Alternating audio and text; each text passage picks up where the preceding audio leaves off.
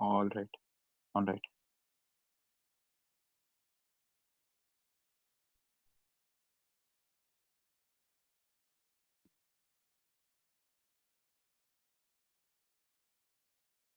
Okay. So, regarding the systematization and the extent, right? Yes, yes.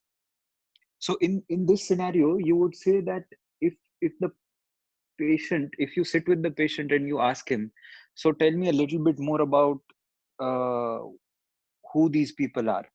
And if he starts naming these people, that there is this person called Ram, and there is this person called Thomas, and there is this person called A B C D E F G in this place, and they maintain their records at A B C D E F G places. Why do they maintain their records? He'll tell you a perfectly rational explanation for that as well. So the amount of detailing that the painting has, the amount of every pixel and every minor stroke of the painting that is there is essentially the systematization of it. And how much the patient's daily life get influenced by this entire thing, and how much his thought, feeling, and behavior, the cognition, affect, and behavior get influenced by it, is essentially the extent of the delusion. So the systematization can be about the nature of the delusion, and the extent can be about the impact that the delusion has on the thought, affect, and the behavior. Does that help? Is that all right? Means in same example, you're telling that the cognition, affect, and behavior part is the extension, but the like the person thinking of a big story and everybody is part of that phenomena is called systematization. Yeah. So the detailing of the delusion is essentially the systematization of it. How much detailing has he's put into this entire painting. So if it's a shallow painting, if it's just a shallow painting, people are conspiring against me, I don't know the reason why they are doing it, I don't know why people are talking about me, then it's not a really systematized delusion. But if he knows the entire extent, if he knows the entire the details of of all the things, then that you would say is a systematized delusion.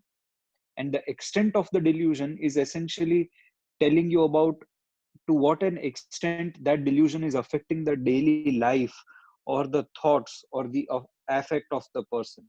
So thoughts, feelings, and behavior, the extent of the impact that the delusion has on these three aspects is essentially what you would say is the extent of the delusion. Okay. Okay. All right. Okay. Any other questions regarding this?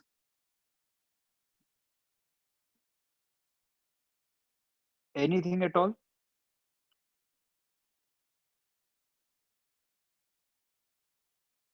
Okay, perfect. We definitely need to find a solution to this Zoom thing. The moment you establish a link, it gets cut, or either you have some issues with recording.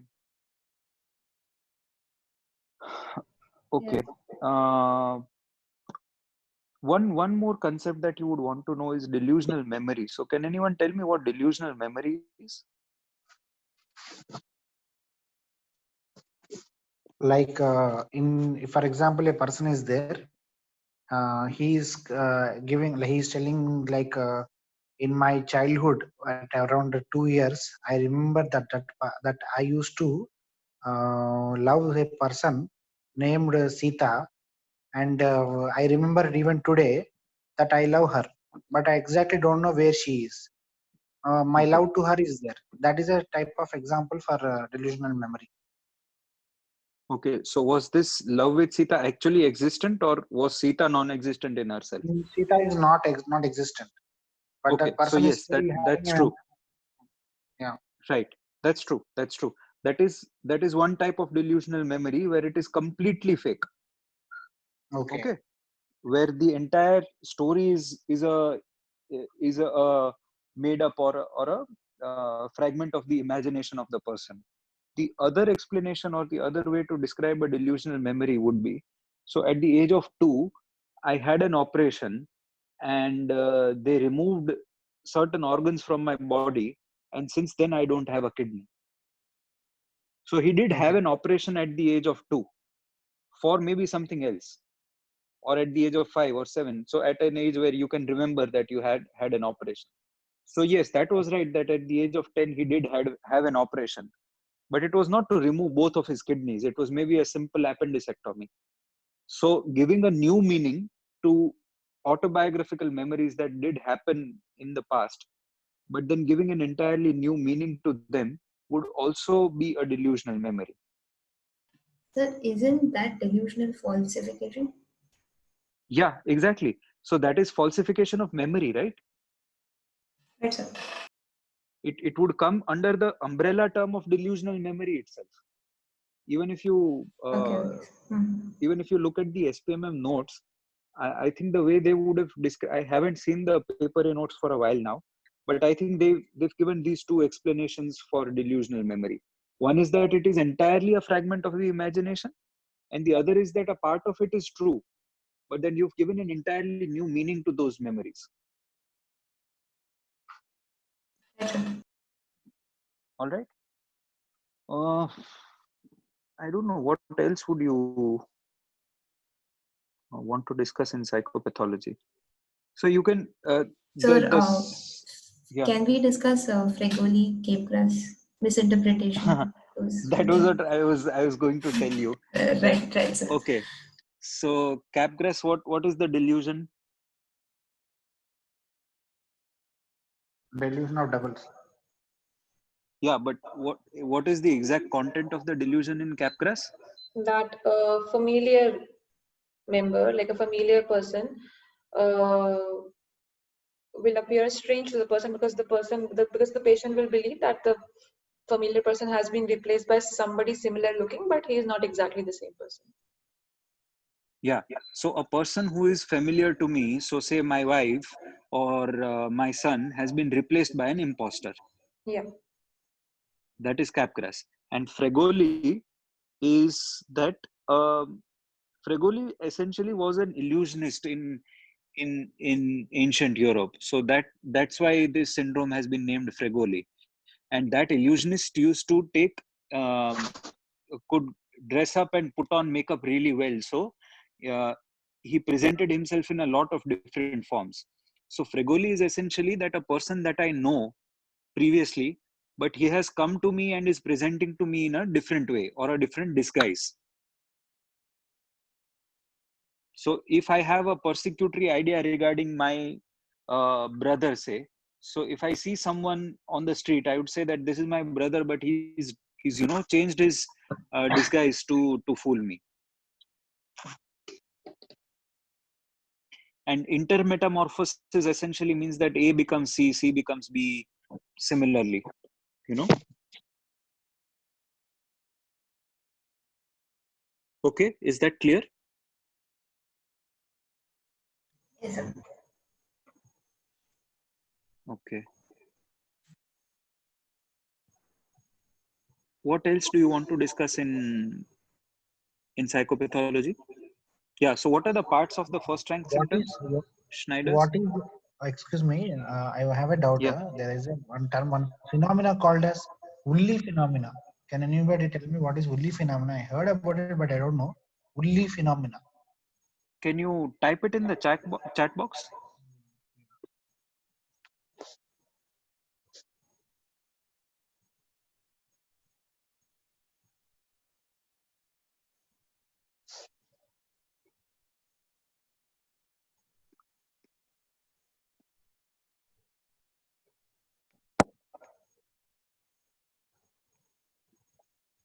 Okay, I've never really heard of this term. I'll try to find it out and get back to you. Does anyone else know this term?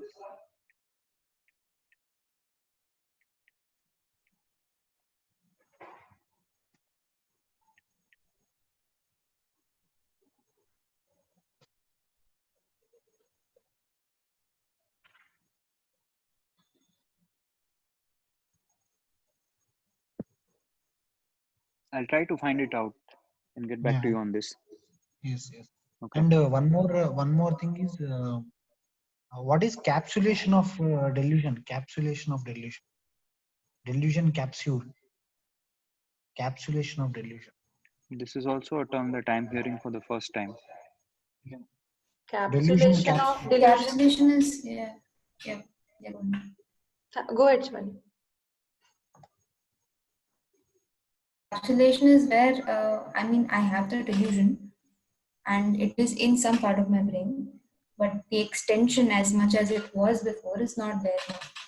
So it comes in when you're breaking the delusion. The delusion first gets capsulated, and then later on it goes into double booking, and then it becomes an overvalued idea, and then it goes off. So that is capsulation. So first it is capsulated in such a way that usually in a systematized delusion there will be multiple delusions, which will all now the links between all of them will start breaking away. So each delusion becomes capsulated by itself. It is not in the forefront. The pressure is absent. That is capsulation. Yeah. Okay, So, and what would happen after the capsulation phase? It will go into double booking. so sometimes Double it booking. can, Okay. yeah, it can go either way. Like sometimes Yeah. it becomes capsulated and it's not in the forefront. We believe that it has been resolved, and maybe it is not really resolved. It's just not problematic for the patient and for the other members. So it just stays that way. Otherwise, the natural progression will be for it to go into double booking and then complete resolution of it. Would still go into the overvalued idea after the double Yeah, yeah. booking, right? Yes, sir. Yes, sir. Yes, sir. It would. So according to the terms of the vectors, the pressure and extension would be absent in capsulation. And what would happen in the double booking and what would happen in the overvalued idea? In double booking, the patient might have partial insight, as in on interviewing, the patient may say maybe, may not be. The conviction, The conviction will be, yeah. in double booking. And what will happen in the overvalued idea? Again, the conviction and this one's the effect would still be there. Not really sure about this though. No, I think double booking, what you told, is more like a overvalued idea. Double booking. You're able to see the screen? Yes, sir. Yes, sir. Okay. So in overvalued idea, essentially the insight would be there in most of the times. So when you try to counter question the person, or try to, so if a person is saying that they are planning against me, so why would you say the what, where, when, why, how questions essentially? And if you just walk through with the patients on those 5 questions, what, where, when, why, how, by the end of it the patient would start questioning or show you some good consistent level of insight. That's when you can say that, okay, yeah, so insight is present. So that then is an overvalued idea. So when you're putting contrary evidence, at that time the patient would not be absolutely, it won't be unshakable at that time. Whereas in double booking, sometimes the patient, even though you're presenting ideas, he won't really put a wall against you essentially. But yeah, so you get it, right? Right, sir. What else? I'll get back to you on that Uli phenomenon. I've never heard that term ever in my life. Okay. Who gave the first rank symptoms? I do. And how do you remember the first rank symptoms usually? 3 things with thought, 3 things with made phenomena, Made and phenomena. hallucination. Yeah. Category. Okay, so tell me the 3 hallucinations which are a part of the first rank symptoms. They'll ask this MCQ in the form of which of the following are not a part of first rank symptoms, right? Because the ICD still has first rank symptoms. In the DSM-5, they've actually reduced the importance of first rank symptoms. but the ICD-10 still has given a lot of importance to first rank symptoms as far as the prognosis is concerned. So even when you appear for the cask, they will want you, even if it is a clear-cut mania station, they will want you to ask the first rank symptoms as a part of the basic assessment. So yeah, you will need to remember these somehow for your exams. So tell me the 3 hallucinations. Third person auditory hallucination, then running commentary on one's act, commenting hallucinations, and then thought echo, basically audible thoughts here. Then what should we write next? Thought.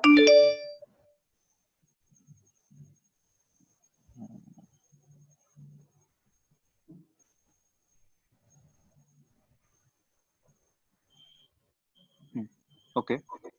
What are the 3 thought elements? Thought insertion, thought withdrawal, and thought broadcasting.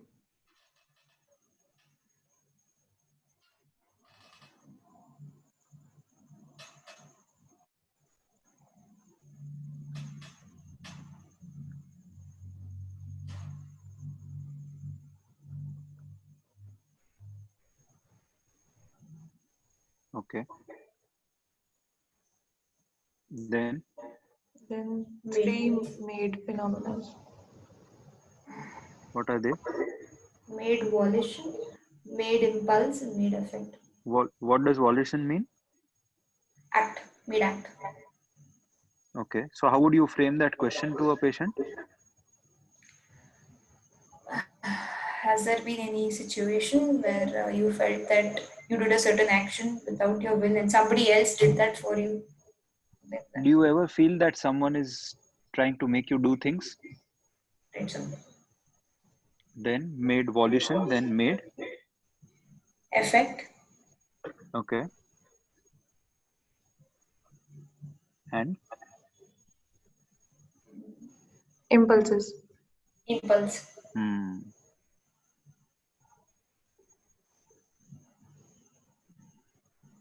okay, then somatic passivity, okay, and one one more Delusional clue perception. left. yes. Good.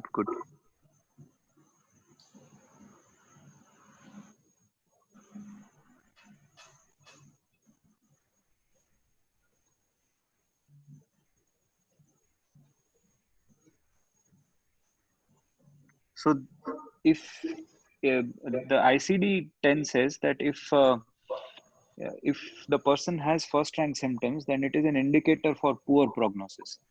And the DSM-4 also said that, but now it's been taken away in DSM-5.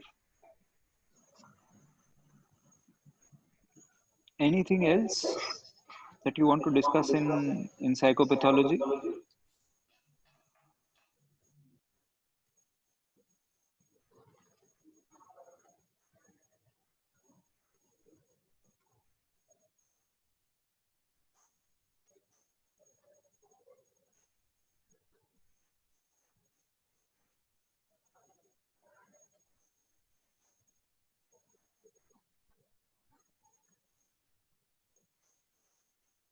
I'm trying to think of any other concept which is essential or confusing.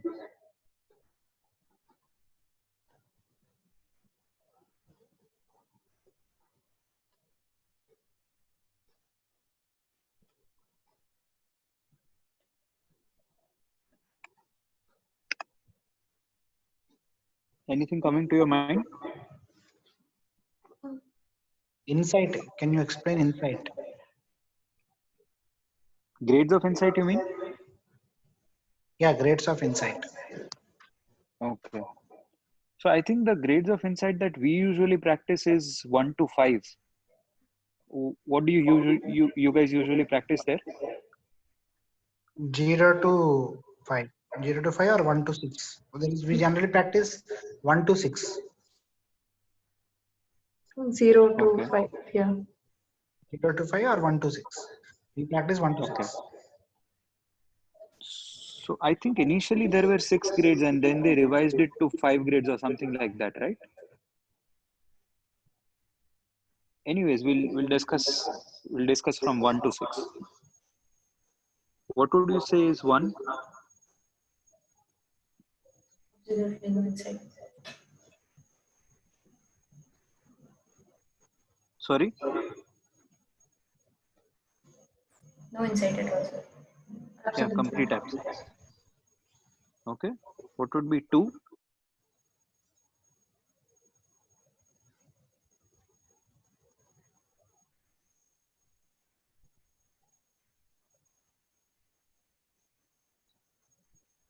What would be 2? May think that there is some problem. Slight awareness is there, but then usually on pressing on ask or asking, there would be denial. 3 would be Awareness relating it to an external source.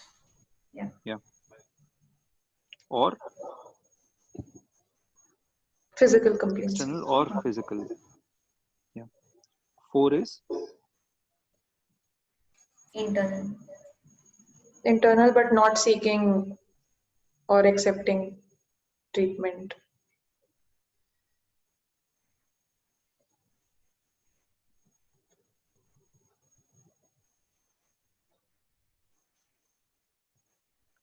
blames to something unknown in self, usually. 5, Intellectual insight.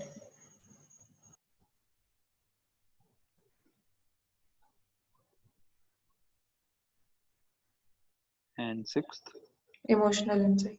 Emotional.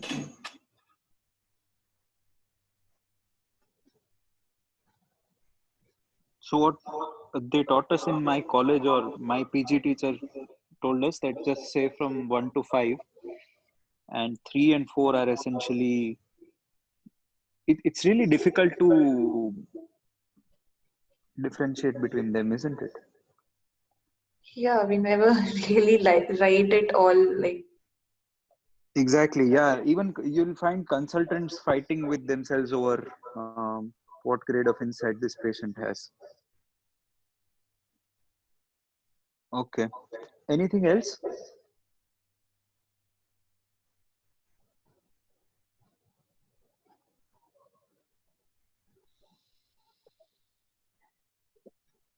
Oh, yeah. Name Let's quickly. Yeah. Sorry, any please go ahead. insight rating? Do we have any insight rating scale to rate the insight? Do we have any scale to rate insight? I don't know. Yeah. I don't know This if is a we have scale, any. sir. Yeah. This itself is a. So, like in DSM-4, what scale did you have to? There was a. You do know, right, that in DSM-4 and DSM-5 we have a scale. For insight? Not for insight, to judge the Okay. overall well-being of the person. I know, yes. Yeah, which one is the scale which was used in DSM-4?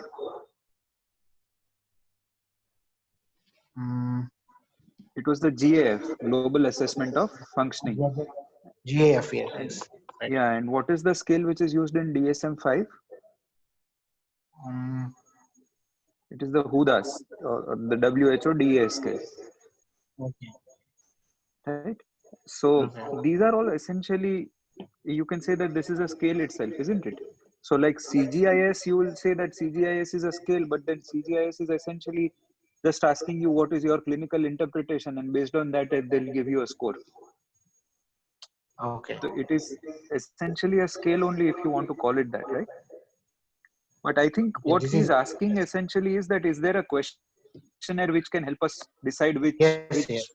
level of insight it is, and I don't know if there is, because I completely agree that this is something which is very confusing in a real life scenario, and it is very objective and very easy to say that blames on external things and something unknown in self and all.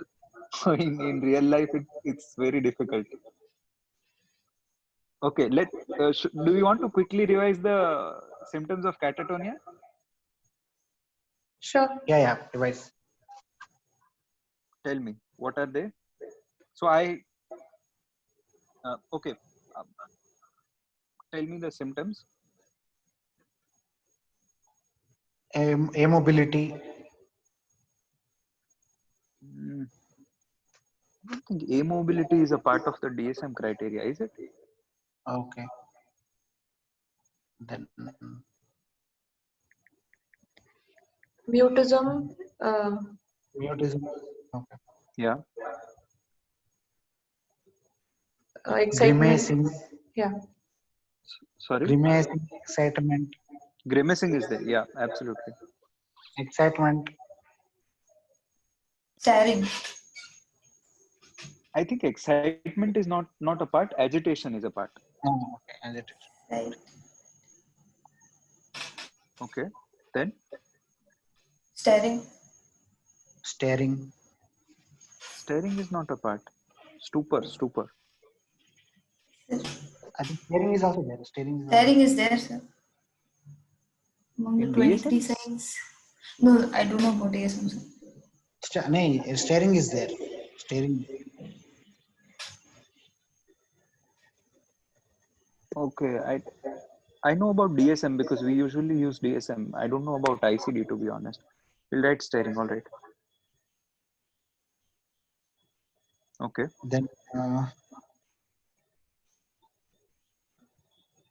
Posturing. Should I write catalepsy or should I write cataplexy? Catalepsy. Good.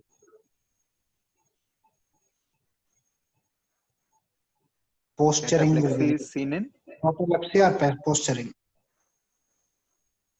cataplexy is seen in Narcolepsy. Narcolepsy. Good. Okay. Then what else? Echolalia, echopraxia. Yeah. Then mannerisms will be there. Yeah. What is the difference between mannerisms and stereotypy and tics?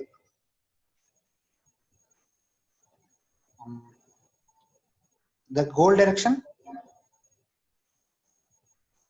Mm-hmm.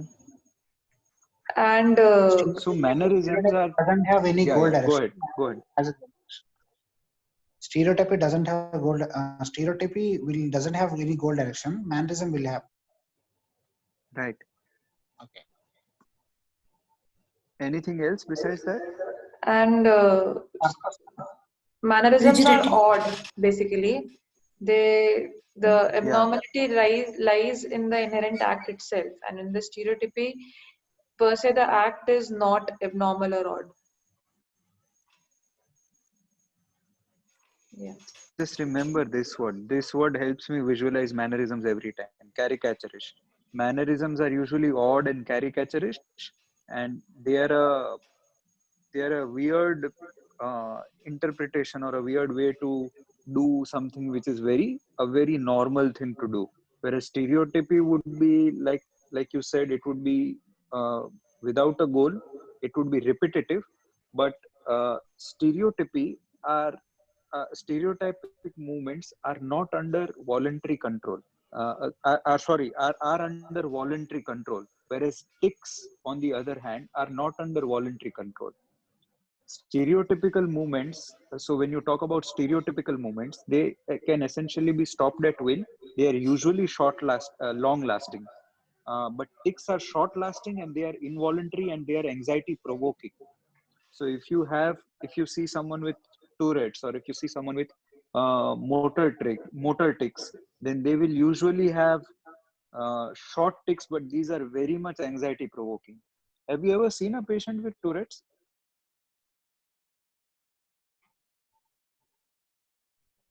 Has anyone seen a patient with Tourette's ever? Oh, Do check out a couple of YouTube videos. yeah. There is this YouTube British videos guy. Yeah. Sorry. YouTube videos are there, but there are no Yeah. live patients we did not see. Yeah, there is. Definitely check out this YouTube video of there is one British guy and he's giving an interview to a news channel and he's using coprolalia is there, he has typical motor tics, and the moment you see that, it's hardly a minute or two short video, you'll be able to visualize Tourette's very well. Okay. Did we miss anything in this? Rigidity. Negativism, Rigidity, negativism. Rigidity, I don't think is a part of catatonic symptoms, and is it? It is a part Negativism and rigidity is there. Okay. Yeah, the rigidity or waxy flexibility, right? Flexi flexibility is again different. Sir. So, So we okay, I have think 23 symptoms. Yeah, 53 symptoms. 23. 23, 23. 23. Which book are you reading According from? to there is a BSc separate, RS. Yeah. yeah, According to? Bruce-Francis catatonic scale. Bruce-Francis catatonic BFCRS. rating scale. Oh, don't. For your exams, are you going to write 23 symptoms? I think there are 11 or 12 which are given in the DSM. In Just DSM, go with it's those 12, sir. 11 or 12 for. Go for only 12 which are given in the DSM. The others I know are an essential part. You need to know at the back of your mind.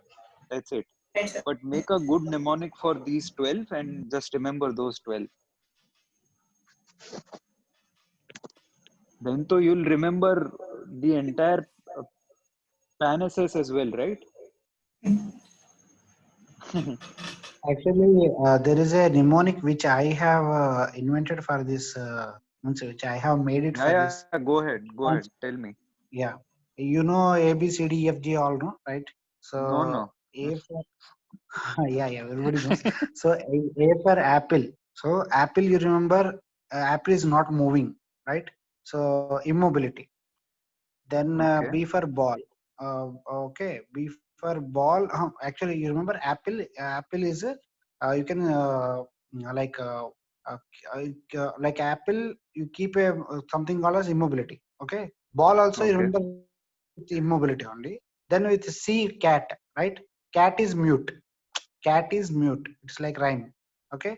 Okay. Then D for dog. Dog is staring. A dog will always keep staring. That's why dog is staring.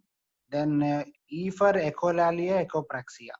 Okay, like this I have made. If you want, I'll Yeah. just write it. I'll make it a column and I'll put it in our group so that you can understand what, like, it will be easy for you to remember. ABCD like A to Z. All 23 you will have be, all 24. yeah, all 24 will be made Okay. with. Yeah. Please do I'll post in the group. I think a lot of people yes, will benefit. Sure. yes. Great. Absolutely. Okay, thank you. Okay. Should we call it a night then? Sure, sir. Anything else that anyone wants to discuss in psychopathology? All right. Perfect. Good session, guys. Let me know the topics that we want to discuss the next time. And be more active in the group, guys. Be more active in the group. Psychopharmacology, you'll be able to recall under pressure, under exam tension, only if you have revised it umpteen number of times. So I know there's hardly 10 or 12 people who are attending every session and attending everything religiously. Then we can also make a group of only 8-10 people who are really active. I've thought of doing that after my cask so that we can have good oriented preparation. So I don't mind you guys doing that as well. But create a space where you discuss frankly and discuss freely, throw questions at each other, expect answers. If you're in the same setup, then that would be even better. But psychopharmacology, neuroanatomy, receptor subtypes, um, neurotransmitters, these are essentially things which you have to keep it in your rote memory, right? So anterior nucleus of the thalamus, what is the function, or what does the paraventricular nucleus of the hypothalamus do? These are things that you just have to store in your rote memory. There's no much logic to it. So you'll have to keep recalling them and throwing them to each other at random times. So either ways, whatever you guys feel appropriate, be active in this group or make one more group. I don't mind. But be active if you want to genuinely get a grip over